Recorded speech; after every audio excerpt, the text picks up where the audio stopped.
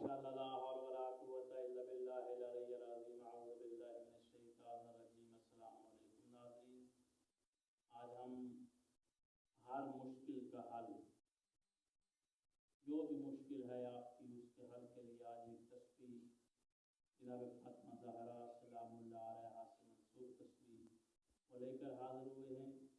اور یہ تسبیح ہر نماز کے بعد آپ نے سجدے میں جا کر اس تسبیح کو پڑھنا ہے۔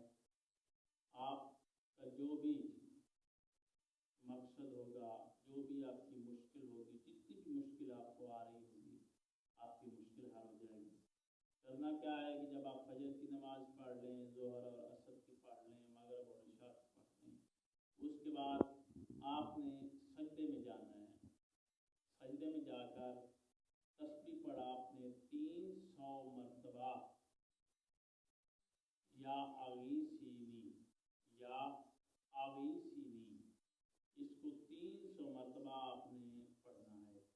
فجر کی نماز کے بعد ایک سجدہ، ظہر کی نماز کے بعد ایک سجدہ، عصر کی نماز کے بعد ایک سجدہ، مغرب کی نماز کے بعد ایک سجدہ، اور عشاء کی نماز کے بعد ایک سجدہ۔